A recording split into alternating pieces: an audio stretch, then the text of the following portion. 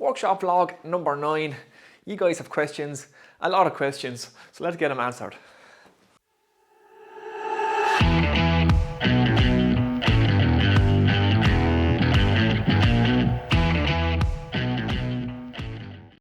What's happening, everyone? Welcome back to the workshop. Now, workshop vlog number 9. It's June 21st. It's a Sunday. It's just past the summer solstice. So I think yesterday was the solstice. It usually falls a couple of days either side, or actually on the 21st of June. It kind of moves around. I think it was yesterday, so we're mid-summer now. And the weather is not too bad outside, thank God, and everything is opening back up again. So the lockdowns are starting to end, and it looks like we can accelerate the program here in Ireland. The numbers of the new infections are way down. So yeah, things are going to open back up a lot quicker, which is great news, because I really need to get the business back up and running. A lot of my work was with pubs, clubs, restaurants, the festivals, that kind of thing, and those businesses took a massive hit with the shutdown. A lot of them won't open up again and are wiped out. A lot of my work has been wiped out, so I'm not too sure what the future is going to hold, but you know, we'll stay positive. We'll hopefully things will start to pick up again now and come right again, and I can get my electrical business back on its feet, so that will be good. So how are you guys doing? How's everybody hanging in there? The world is kind of a crazy place at the minute. Every single day it seems to be a whole new news cycle. We're just bombarded with information, and the world seems to be in an uproar at the minute. So hopefully things will calm down and we can all maybe get back to some sort of normality. We'll see. It might not be possible, but we can always hope. And yeah, so how are you all doing? I hope you're all doing well wherever you are in the world. I hope you're getting through this lockdown. I hope you're doing all right, you and your loved ones. And yeah, so it's workshop vlog number 9. We have a lot of questions to answer, so let's get on it. Okay, let's get on with these questions, and there's a lot to get through, so we'll use this workshop vlog to just answer questions, because I think it'll cover everything we need to cover just by you guys' questions, and there's plenty to get through. So let's start. So from Rockbone, I have one. Where can I get one of your stickers? So as some of you guys have seen, I have got my hands on some die cut stickers. I've got a couple of hundred of them, and I want to get stickers out to you guys, and I want you guys to get your stickers to me when you can. And I've started a sticker door, which I'll show you down here. So I'm intending on using the door of the shop for my sticker wall, or it's going to be a sticker door. It's looking a little bit pathetic at the minute. I've only got a handful of stickers, so hopefully I'm going to be able to cover this with stickers from all over the world from you guys, and I can get my stickers to ye. Now, if you want a sticker, I will leave my email address that's associated with this YouTube channel in the description below. Just shoot me an email. Don't comment with your name and address below. Don't give out any personal information online. Send me an email. Just say if you want a sticker, and I'll try and get to you. Now, there's a lot of stickers and a lot of people to get to, so I might not get to everybody, and there's a big cost involved in posting out all these stickers. So be patient. I'll get a couple out every week, that kind of way, and hopefully I can get to everybody who wants one. And if you want to send your stickers to me, I'm going to set up a PO box. I haven't it set up yet, but as soon as I do, I'll let you guys know. So anything you want to send to me, you'll be able to send at that address. I get a ton of scam emails now as the channel begins to grow, so I'm not comfortable with handing out my home address across the internet. You guys can understand that. So I'm going to set up a PO box that'll be nice and safe. And like I say, if you want to get your stickers or anything else to me, you'll be able to send it to that address. And as soon as it's up and running, I'll get it out to you guys. So sticker doors, stickers on the way. Right, so that's addressed the stickers, and I'm looking forward to getting these out to you, and I'm looking forward to getting your stickers too. I can't wait to fill up that door with stickers from everywhere. It'll be a nice little story to have all them up on the door, so I'm looking forward to it. So next question, Terry Cambridge, and he asks, hey John, how did you go about laying/planning out your workshop? PS, love your channel. Well, thanks very much, Terry. I'm glad you're enjoying the content, man. Laying out my workshop. Well, I knew coming in here that I was going to start making YouTube videos. I started out making YouTube videos in my garden shed, and the workbench was going to be the focal point. So like I'm just doing now, I was going to stand behind my workbench and talk to the camera. So that put the workbench at the far end of the shop where it needed to go, so that I would have a backdrop and something nice to make YouTube videos with. And it just worked from there. So your main workbench, you want to kind of keep everything to hand. So that's all my tools are here. Everything I can just reach, do all my main work here and just reach around. So I have all my tools here. So that's kind of how it's set up. It just build it around your main workbench or your main work area. Keep everything to hand, so you're not walking too far, or everything is, you know, not packed away. Keep everything inside so you don't forget what you actually have, and you can just grab it when you need it. And then the other plan then was just to keep all the tools around the wall, so that the center floor area is always free in case I need to drive the car or the van in here, that I can work on the vehicles as well. So that's kind of, I'm trying to keep everything around the edge as much as possible. Everything centers around my main workbench, and that's how I planned it out. And then I always wanted a miter saw station, so I put that in, and all the other tools just go on the opposite side. It's kind of that simple. Everything revolves around this main workbench and the ability for me to talk to the camera. So here you go, that's how I planned that out. Right, on to the next question then. It comes from Mr. Ginga 27. And he says, great, here's mine. What made you start the YouTube stuff, and do you think it will get big enough for you to go full time? Well, let's see if we can answer this question. So what made me start? Well, I know what made me start this channel. I actually had 2 channels earlier. When YouTube first started, I had a little channel. I used to be doing, honestly, a long time ago now. How long is YouTube going? 15, 16 years maybe. I had a channel that I was doing guitar videos. It never really amounted to much. I didn't really put much time into it. Then I had another channel after that. I used to be into the outdoor stuff, so shooting, hunting, all that kind of thing. And I used to do videos on that, and that became popular enough.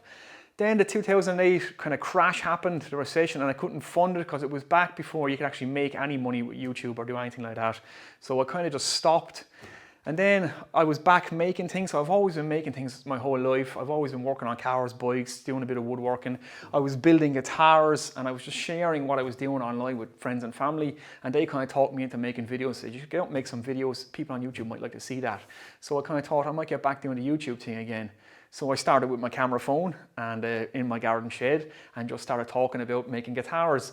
And I thought it was going to be a guitar making channel that this was all going to turn into, but funding and building guitars, it's quite expensive to build custom guitars, and the market is very, very small for them. To convince someone to buy a guitar from an unknown guitar builder, it takes a lot of work, and there's a lot of work and a lot of tools and a lot of investment to build a top quality guitar. So that kind of dwindled. I didn't think that was going to be the way to go. And then it was just the woodworking, and then the more I got into the woodworking, the more people seemed to enjoy the video. I got a proper camera, I got a lapel mic, and it all has just grown from there. I'm really enjoying making the videos, and the channel is growing. Now, whether it gets to the stage where I can make a full-time living on it, I'm really not sure. It takes a lot of investment just to make these videos, and with the way that I suppose the world is at the minute, I'm not sure what's on the horizon, whether I can keep funding making all this kind of stuff. So I don't know. I don't see it as a job at the minute, I suppose is the best way to describe it. I'm not working at it as if I wanted to become full-time. It's very much a hobby for me. I'm very much enjoying sharing what I'm doing in this workshop with you guys, and it's continuing to grow. So I don't know what the possibilities are.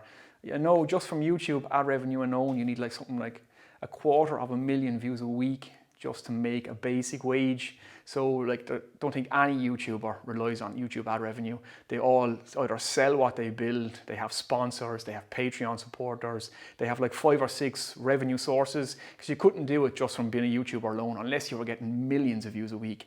Like some of the viral YouTubers, the really top end guys, they make a lot of money through ad revenue. But for a channel like this, I would need to be selling what I'm making in the shop. I would need to have sponsors on board, you know, just so you can actually make a living wage from it. So I'm not sure is the answer to the second part of your question. So hopefully that answers that. So let's rock on to the next one.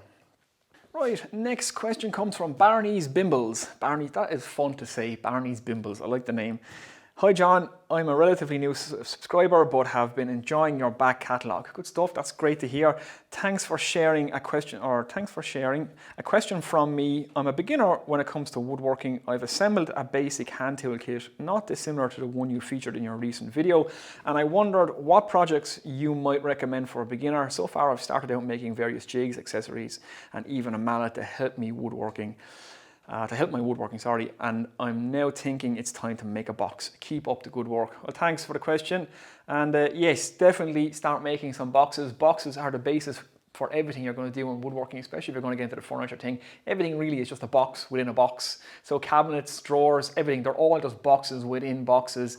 And the techniques you will learn from making a box, to be able to keep it square, to keep the dimensions correct, the whole process of gluing up a box, there's so much to be learned there.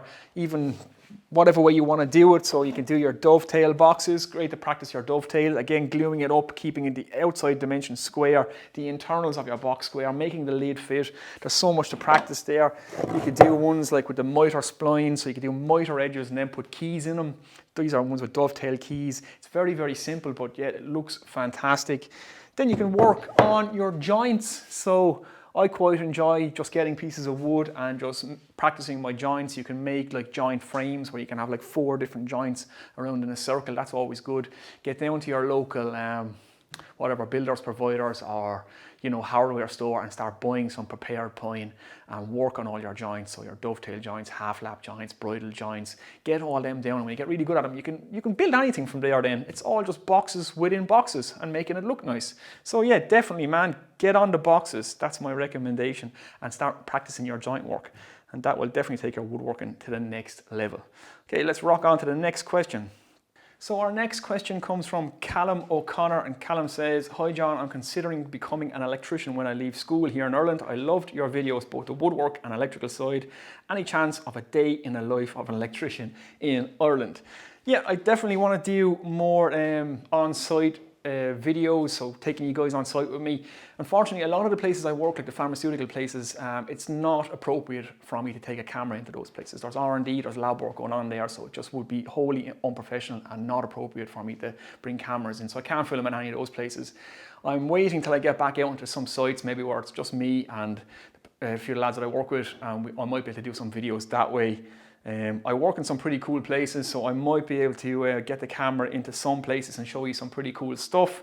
But like I say, it's kind of difficult, and it's not very professional for me to bring a camera onto site, especially when we're on a deadline and we're trying to get the work done. If I'm standing there talking to a camera, I don't think people would find it too appropriate.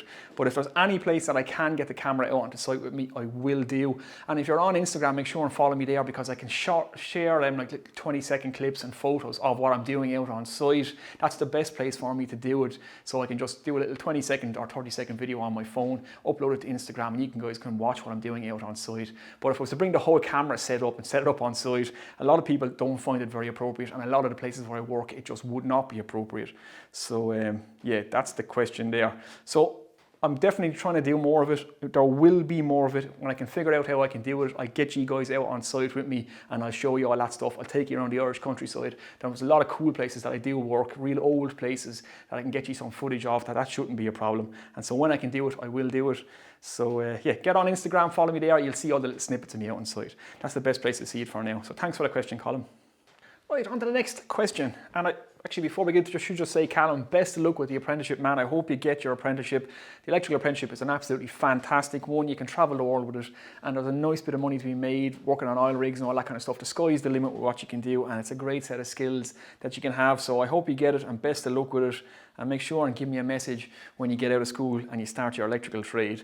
I would like to hear how you're getting on. So let's get on to the next one. Simon Murray. I started out doing hobby work, but soon ran out of space to put the bits I've made. So started selling them, and it's gone quite well. That's fantastic, great to hear. Have you considered building for sale? And if so, what kind of things do you think you would most like to work on?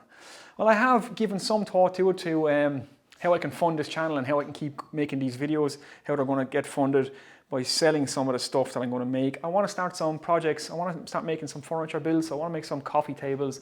I'm interested in doing the resin work as well, so I'm thinking about that. I can't say I've gone too in-depth into it. I'm not sure what I would build to sell or where I would sell it. It's another kind of thing that I'd have to look into. I have a business already. That kind of takes up so much of my time. So all my spare time is just, I can just afford to make the YouTube videos.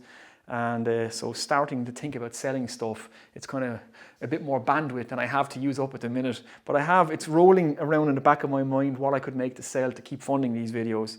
And I would be interested, because it would be nice to actually make some money from the hobby and to continue to get the tools and grow the workshop and grow the YouTube channel.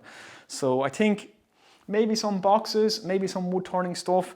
If I can get a bunch of stuff that I've made together, I would definitely think about maybe setting up an Etsy store or something like that.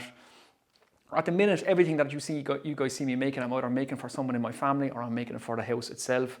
So yeah, that's going to be limited. So I can't keep stuffing woodworking stuff in the house. My missus will soon kick me out. So I'm going to have to start thinking about maybe selling it. So yeah, it's I wouldn't say it's a definite plan, but it's something rolling around the back of my mind. And it's great to hear that you're funding your hobby through selling your stuff. So yeah, that's fantastic. So actually let me know, what are you guys selling? What do you find works? What do you like to make? And what do you think actually sells out there? I'd be really interested to hear that from you guys. So let's get on to the next question. Okay, let's get on to the next question. And I should just say, I'm answering these off the top of my head, so this is not pre-prepared. Nothing I ever do in this workshop is pre-planned. It's always kind of fly by the seat of your pants. So next question, let's go. Let's see who's next. Paul Frederick. Who is your father and what does he do? Well, that's a kind of a strange one, but my father is also called John McGrath. He's the same name as me. Actually, my grandfather was John McGrath as well, but everybody called him Noel because he was born around Christmas time. So my father is my namesake, and what does he do? He did a lot of things in his life. He's semi-retired now. So he started off in a meat plant, then he worked on the railway, and then he worked for a good few years loading ships. So he kind of became a warehouse manager, and he was loading the ships on the docks. So he did a lot of that work, and he's doing some bits and pieces now. He's semi-retired. One thing I'll say about him, I don't ever remember him missing a day's work in his whole life. The man, even when he was sick, he went to work. He didn't get sick. So that was always something I was always amazed by. I can't to this day remember one day he ever took off work. So there you go. That's my own fella. He is John McGrath also. There you go. Next question. Jake O'Donnell. Any new power tools coming, and are you ever going to sell the things you make? So I've already answered the sell the things you make question. So any new power tools coming? Hopefully. I love tools. I'm addicted to tools. So there's always tools on the way if I can afford them. So things that I want to get, I need to get a little handheld router. I need a track saw. These are all things I want, but whether I get them or not is another day's work. So yeah, there will be power tools on the way if I can generate a few more funds. So definitely a track saw. I need a little handheld router. A big expense might be a table saw sometime in the future. I'm looking at upgrading my bandsaw. Now these are all on the wish list, let's just say. So yeah, definitely power tools on the way, and they're the kind of four that I'm looking at. I want to get a good table saw if I'm going to get one, so it's going to take a while to save up to a few pounds for that.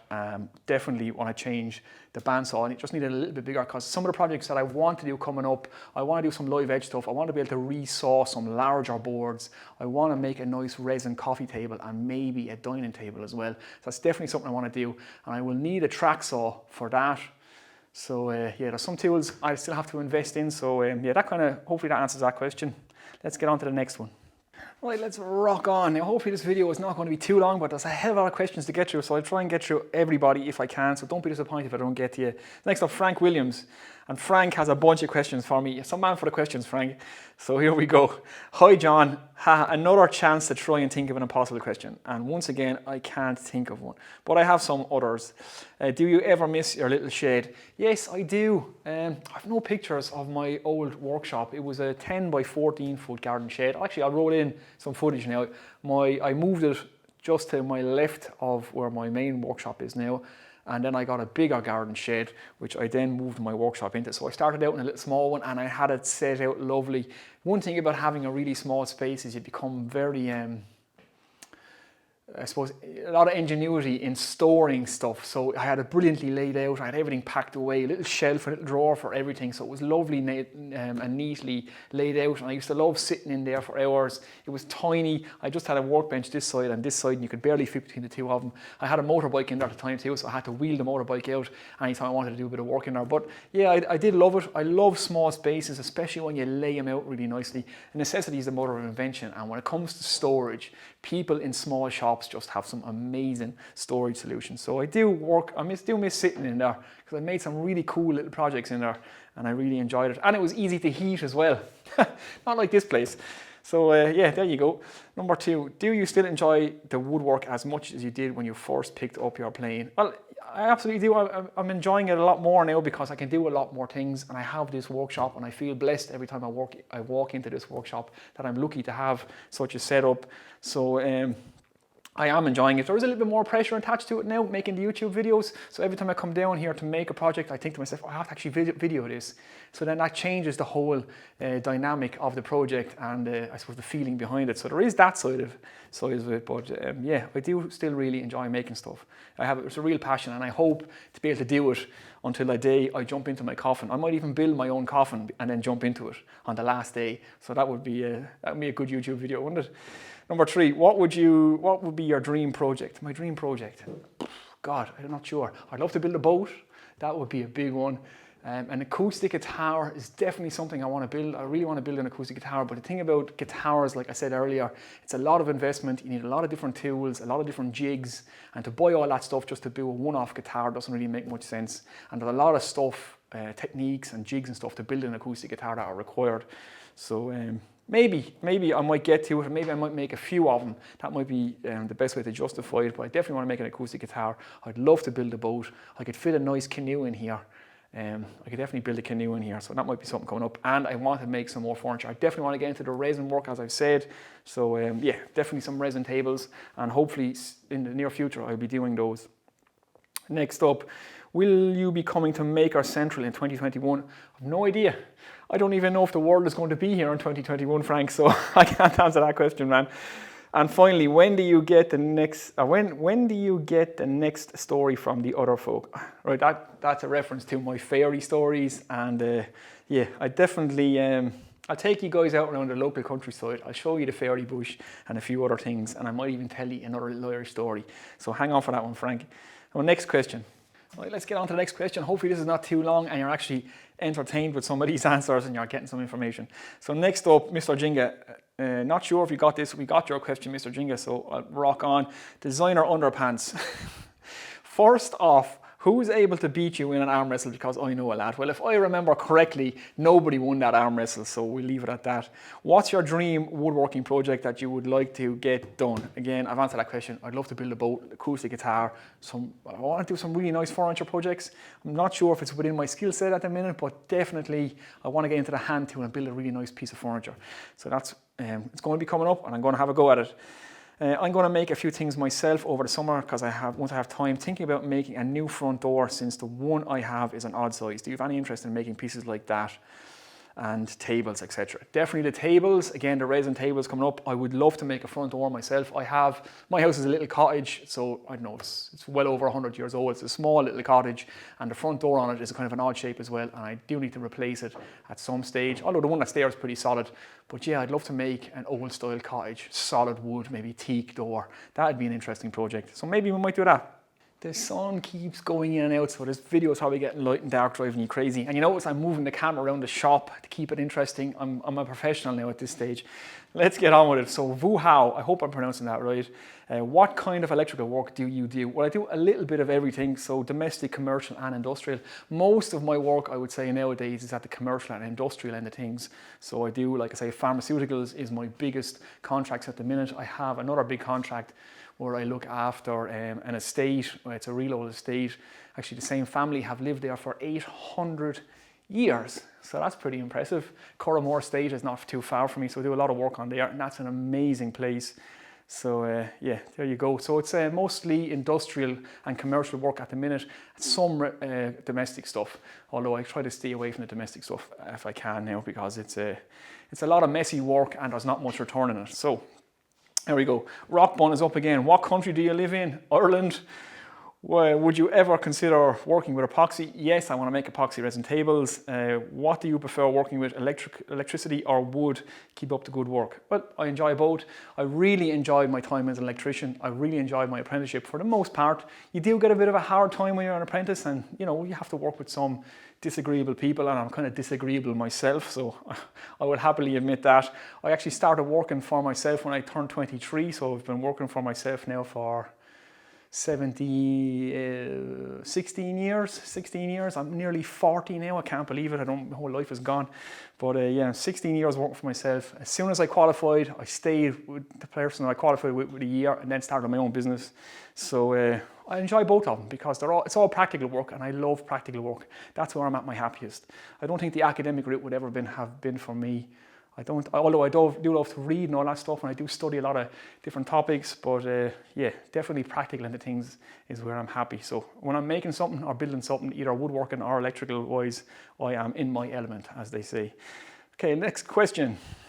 So Andrew Gibbon asks, hi John, tool question for you. I know you're an electrician, you have nice woodwork tools, but do you use a jigsaw, and what type? Yes, I do use a jigsaw, although I have to say my need for a jigsaw for the last while hasn't really come up. I used it to cut a circle out at a miter saw station, but other than that, it really doesn't get much use. My bandsaw does most of the things. I used to use a jigsaw a lot on site as an electrician too, But that doesn't really happen anymore. Since all those really skinny cutting discs for the grinder came in, kind of using the jigsaw to cut sections out of trunking and stuff just seemed like hard work. But my jigsaw is just, I'll get it out for you there now.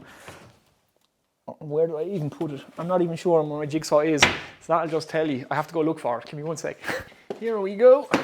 So it's just a relatively cheap Black & Decker jigsaw, and yeah, it's a good jigsaw.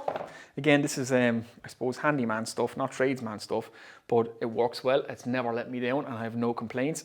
And you don't have to invest in really expensive tools if all you're doing is hobby work.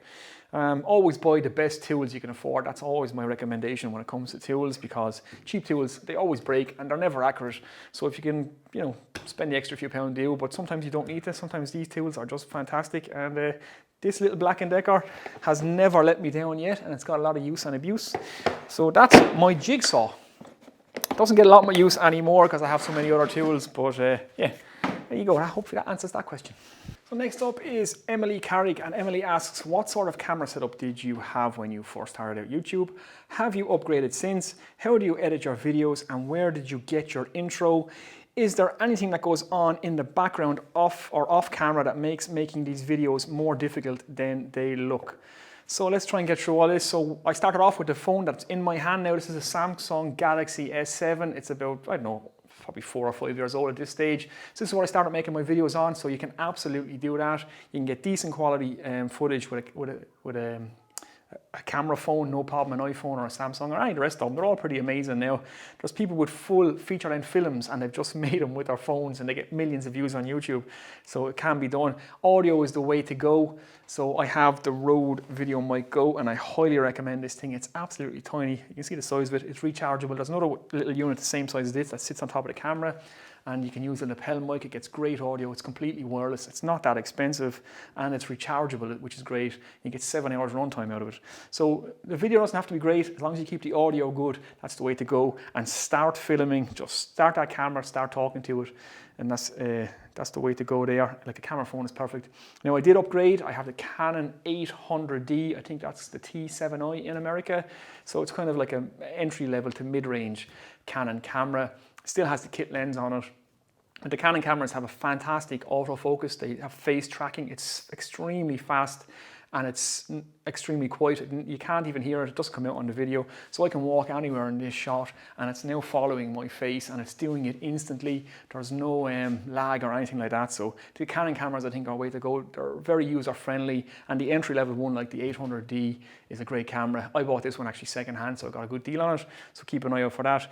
Next up, how do you edit your videos? I use DaVinci Resolve. So DaVinci Resolve is a software made by Blackmagic Studios. It's a professional quality video editing software, and it's free. It's free. It's one of the best out there. It's as good, I believe, as the Adobe Pro, and Blackmagic Studios release it for free. Now, they have a Pro version that you have to pay for as well, but honestly, I could never use the Pro version. I mean, I can barely get the best out of the free version, and it is super in-depth.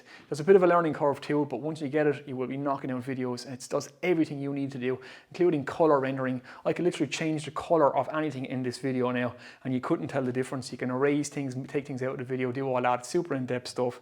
I keep everything nice and simple. So that's our next question. Is there anything in the background that goes on that makes these videos more difficult to look? No. I just keep it nice and simple. The best way, or the best advice I can give you, is to think about how you're going to video. So it does get hard when you're trying to concentrate on the project as well as the video. It does get a bit much. So I stop and start the camera. So when I take the footage off of the memory card, it's already chopped up into all the various different scenes. So I say something, stop the camera, move on, say something, stop the camera, don't keep it rolling. That way everything is already chopped up. You can just put it straight into DaVinci Resolve. You have all your clips. You can just start putting them all together, trimming them all up, slap them all together, and hit deliver. I don't add music. I don't do too much in the B-roll way of things. I like to keep things nice and simple. You guys seem to enjoy the simplicity of it, so that's my kind of style now, is to keep it simple, not to have like super fast cuts and things flying by so fast you can't see them, and then really loud music. A lot of you guys don't seem to like that, so this is my style. Everybody has their own style, so yeah, I'm waffling now. So hopefully I've answered your question, Emily. That is, started out with this. And if you want to start out, then absolutely do it. Just turn on that camera and start talking and start making the videos you want to make. So there we go. Next question is from the Workshop and Co. What is your favorite tool in the workshop and why? I know that's a hard one. So many good tools. Well, I actually know what my favorite is, and I've said it about a million times before. It's my Lie-Nielsen low angle jack plane, just because it's built so nice. It's a lovely tool and I use it all the time and it has never let me down, and it's a pleasure to use, and it's lovely to have a really nicely made tool that just works. So there you go. That's my favorite tool and I have no hassle in saying it. So there you go, guys. Next question. Cormac McCann asks, can you recommend any of the Irish woodworking suppliers and where do you pick up hardwoods? Well, I think I've told you before, I get my hardwoods from a local hardwood supplier here. They're McMahon's. If you Google them, if you're in Ireland, they have a couple of places around Ireland. I know the local lads, so I know the lads in there, and they're very, very helpful. They let you sort through any timber that you want there. They have a pretty decent supply. The only thing I can't really find is live edge stuff, so I'm on the lookout for some live edge boards. So I'm trying to source them for the resin tables. But for all the hardwood, yeah, the company's called McMahon's. And yeah, the guys out there are lovely to deal with, and they will, like I say, let you root through the piles of timber and to pick out what you want. And do I recommend any woodworking suppliers? Well, there's only one actual dedicated woodworking shop that I know of in Ireland. That's called the Carpentry Store. I've ordered stuff from those guys in the past, and yeah, I have absolutely no complaints. Everything arrives on time and everything is as it is. So that's the only one I know of. It's not a huge community in Ireland. There's not very many places you can go to in Ireland to get woodworking supplies. Even to buy the hand tools, you're unbelievably limited. You have to go to the UK or further afield for most of the stuff. It's just the nature of living in a small country, really, and the fact that I think woodworking, and especially hand tool woodworking, is kind of become is a niche hobby. So yeah, there you go. Definitely check out the Carpentry Store, and for hardwoods, McMahon's. They're the two I recommend. And again, I'm not affiliated or sponsored by anybody, so that's just where I spend my money. Right, final question is from Keen Lynch, and hopefully you're all still here and watching the video. But I wanted to answer everybody's question, so the video is as long as it's going to be. So what size shed are you using? So this is a 9 meter by 6 meter, so it's just about 20 feet by 30 feet. It's a steel tech shed. So if you're in Ireland, you can Google steel tech, you'll see all the dimensions of the shed. It's a non-insulated one. It has a non-drip coating on the ceiling. I wish that I got it insulated, but the budget just wouldn't allow for getting the shed insulated at the time. Funds are limited, and I could just about afford to get this, and it's an absolutely fantastic shed. I'm over the moon that I have a workshop this size, and it is a dream come true for me. So there you go. Again, I might try and insulate it myself sometime in the next while, but other than that, yeah, fantastic shed. It's a 9 by 6. Right, there we go. Hopefully I've got to everybody, and just as I look at my phone, I can see more questions coming in, so I'll have to get to you guys the next time, otherwise this video will go on forever. So, like I say, if I haven't got to you, I'll get to you the next time, and if this has raised more questions, be sure and leave some questions below. I always try to respond to everybody I can in the comment section, so feel free to comment away, guys. Now, coming up on the channel, I have some woodworking projects coming up. Definitely the resin stuff. I'm trying to source a live edge slab board that will be big enough to do a coffee table. As soon as I get my hands on that, I'm going to try and do a resin coffee table. That's something I really want to do, so I'm actively looking for that now. I've been in contact with a bunch of companies, only companies that I actually use and buy and use their service myself. So I've contacted or emailed a few different places for sponsorship or tools that they could send me to do tool reviews. So only stuff that would be relevant to you guys. Like I say, I get spammed now with loads of emails from gaming apps and all that kind of stuff, but it's not relevant to my channel, so I'm not doing it. So I have been contacted by a couple of companies, so hopefully those guys will come on board soon, and I'll have some information and some place I can send you guys for hardwoods, for tools, for all that good stuff, and it will be relevant to you guys as well, and it gives me content for my channel. So that's coming up. Like I say, coffee resin table hopefully in the next build. Hopefully you've all made it to the end of the video. If you have, give it a thumbs up. Don't forget to comment below. If you're new here, hit the subscribe button. I'm going to get out of here now. That was a lot harder work than it looks, answering all those questions. So it's kind of getting hot. It's time for a beer, and I'm going to enjoy the garden. I have to plant down planters, so look out for some photos of the plants and the planters. That's going to be happening hopefully this evening. So I'll get out there and do that, and I should talk to you next one, guys. Take it easy.